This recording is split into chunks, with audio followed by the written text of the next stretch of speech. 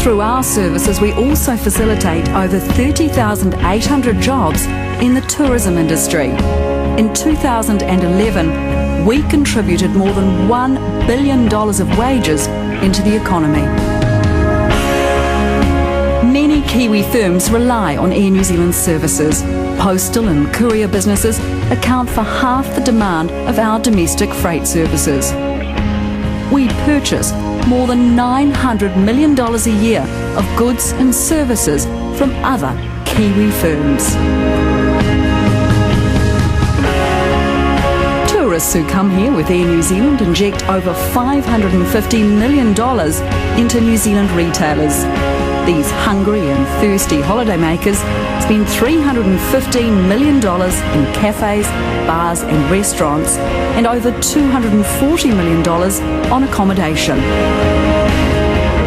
1/3 of all international tourists who visit our shores arrive with Air New Zealand. Those visitors pump $1.9 billion into Kiwi businesses. Overall, we facilitate tourism spending of a staggering $2.6 billion. This makes Air New Zealand a bigger contributor than the entire fruit, vegetable or wool industries. We're proud of the big numbers you've seen here. They help to illustrate the impact Air New Zealand has on the economy. Now we are ready to take the next steps. We believe in our people and we believe in what we can achieve. This is a journey with unlimited possibilities. It's time to go beyond. So I hope with that you get a bit of a sense about what we think our role is in the industry, but certainly what our responsibility is to the industry as well. Martin's already started to talk about the National Tourism Plan, and I think that's going to be a great topic of conversation over the next week. But what I'd say is, again, being new to the industry, it's a pretty exciting industry. We're in a pretty unique place, I think, and really on the edge of something truly great. I was just thinking back about it last night and just reflecting on where we actually are and the opportunity that we as an industry have. You know, we can have a massive impact on our economy in this down cycle that's happening globally. Our government's chosen to spend more money with us, as we've seen over the weekend, and with that comes tremendous responsibility, but it also comes a real opportunity for us to be very good stewards with leveraging that investment incredibly well.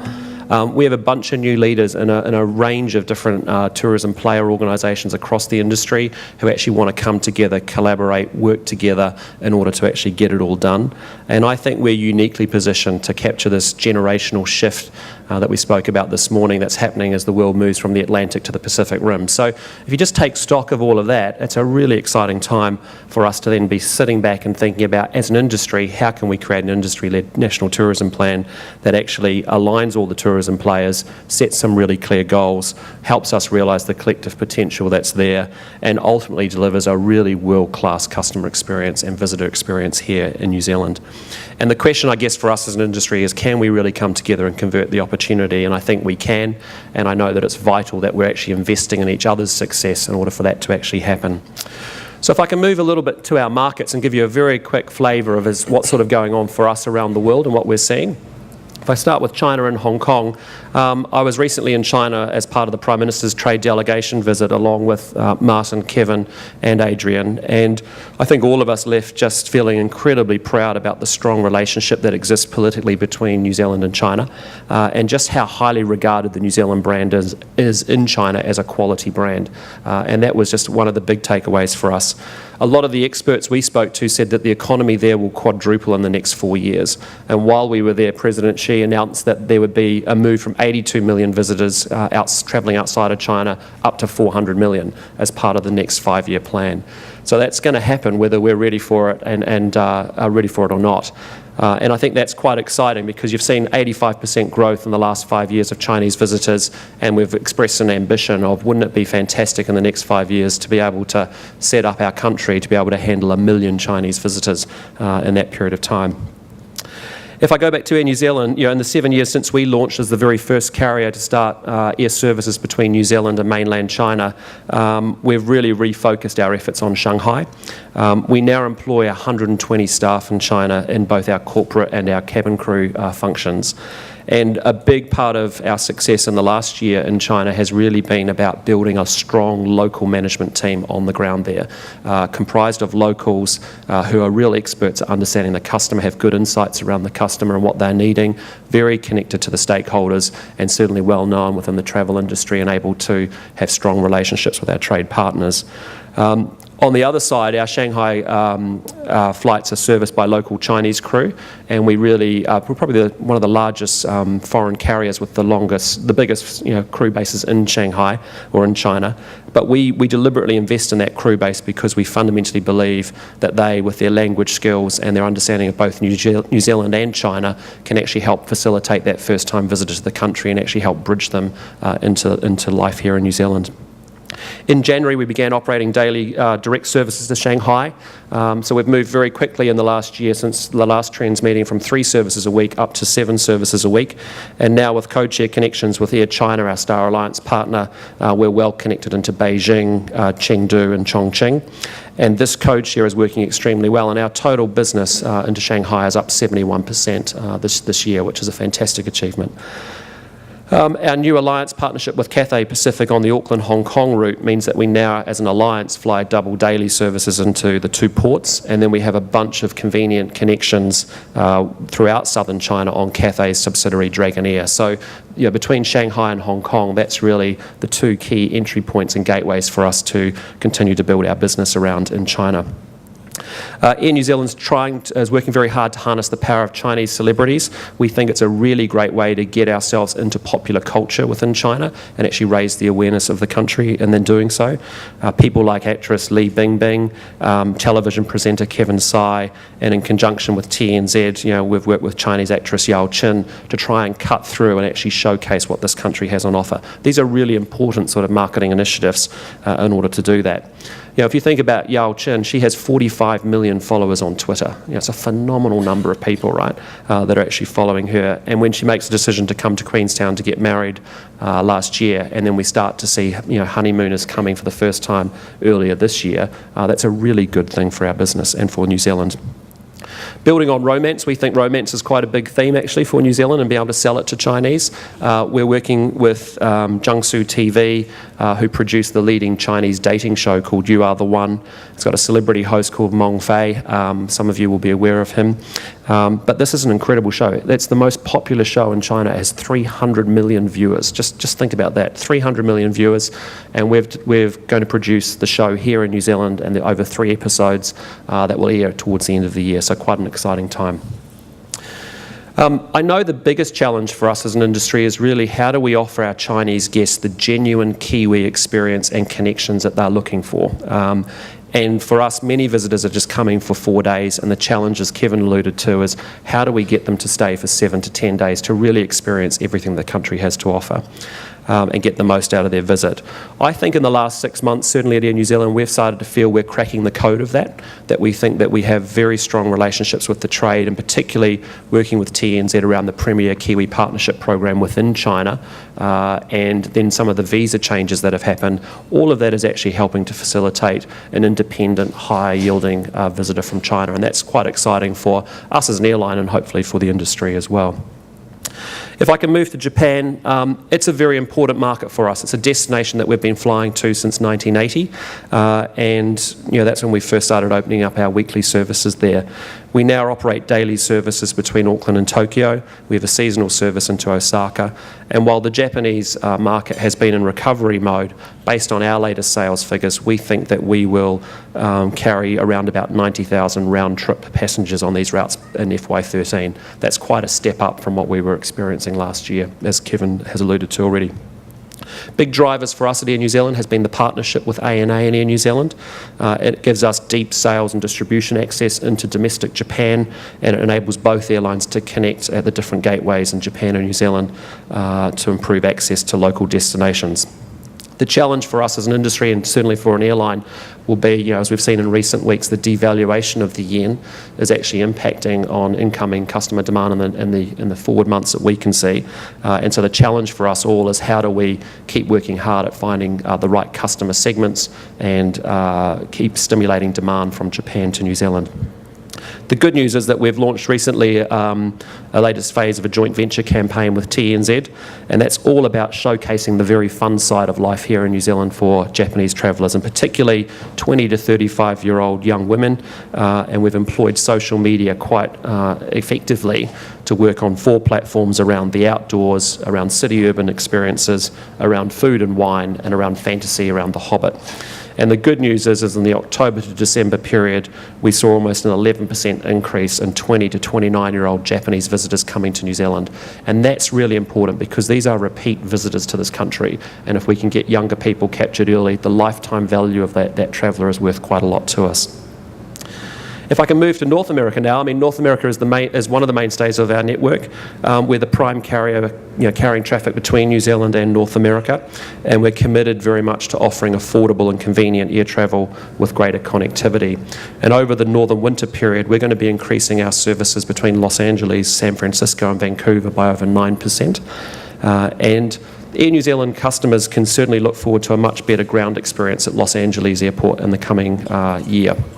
After a very successful trial, largely led by our Los Angeles Airport team, we've been able to work with US Customs to streamline the transit process so that people can actually access and move around the general terminal area and access our lounge much, much quicker.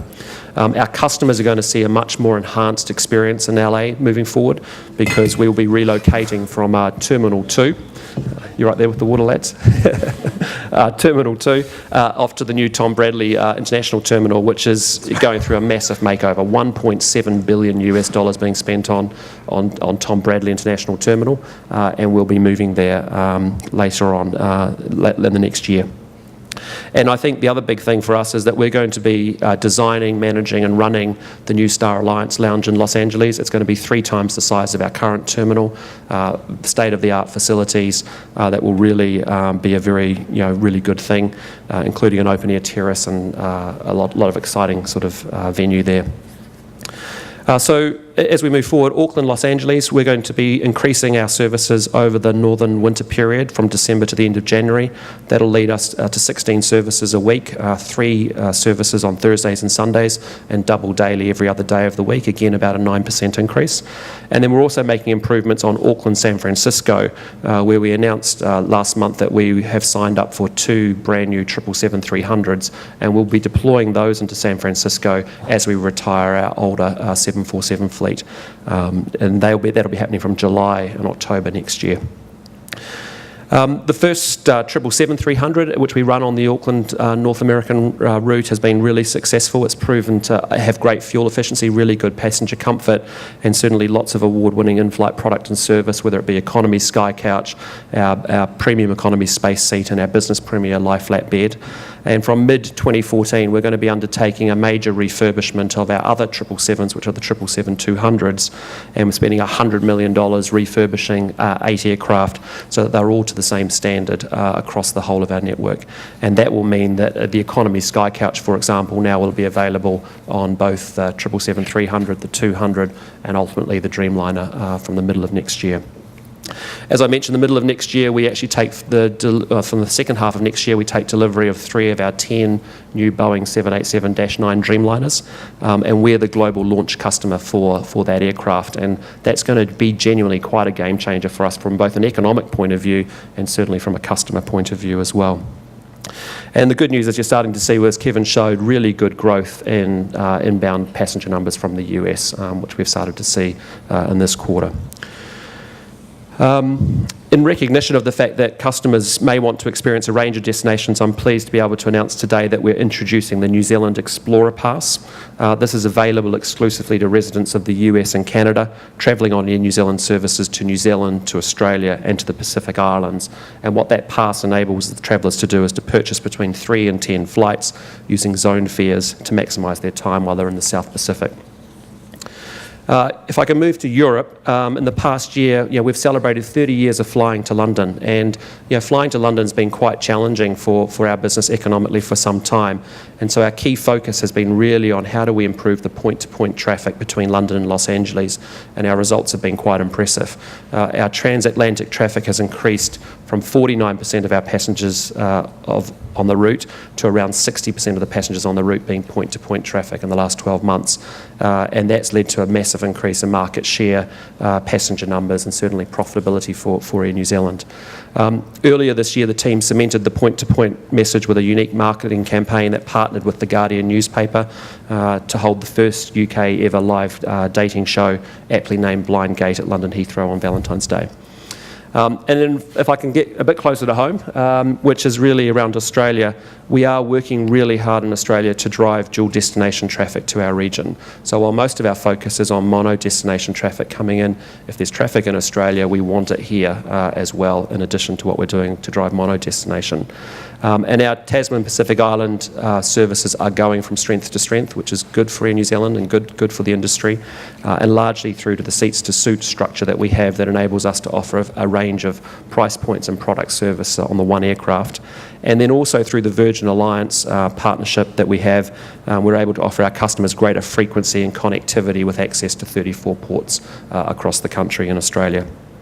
And then last week we announced that we are commencing services twice weekly, direct service between Christchurch and Perth, and so that's quite an exciting piece as we link up the last two cities in Australia and New Zealand that need direct services. We expect that our capacity across the Tasman will increase by 4% in the coming year, and that's largely driven by the introduction of 777-200s on Auckland-Perth, increased services to Wellington, Sydney, and the introduction of a seasonal service to the Sunshine Coast.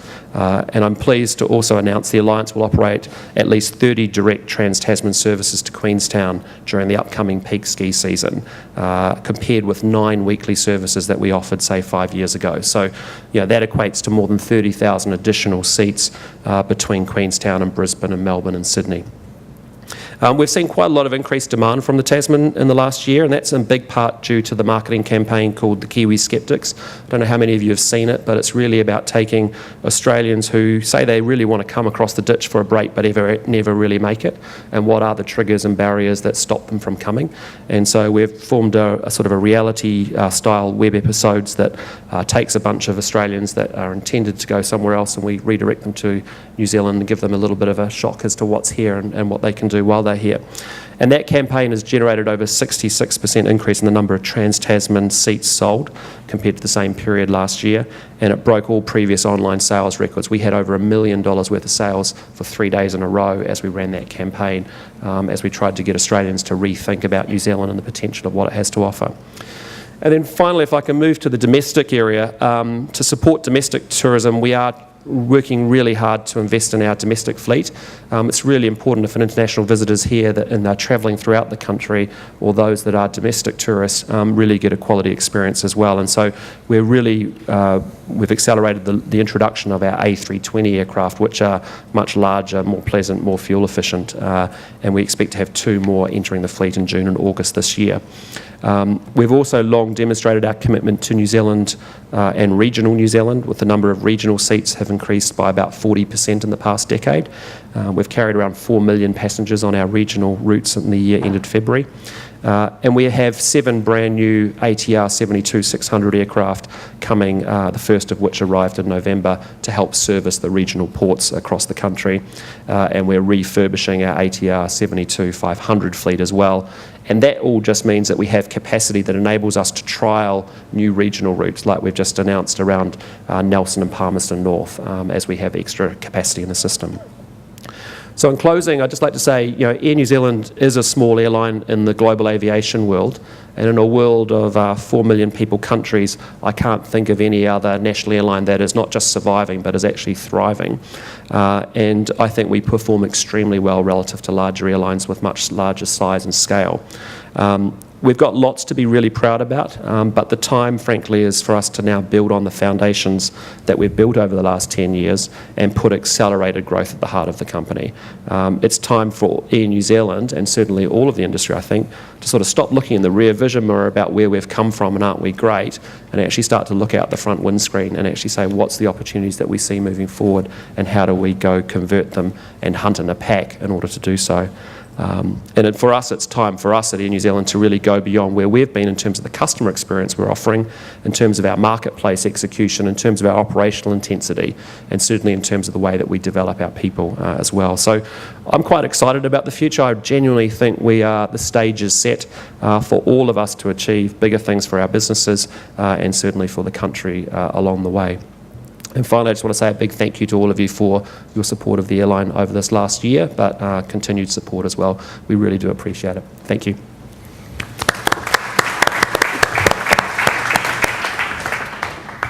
Thanks, Christopher.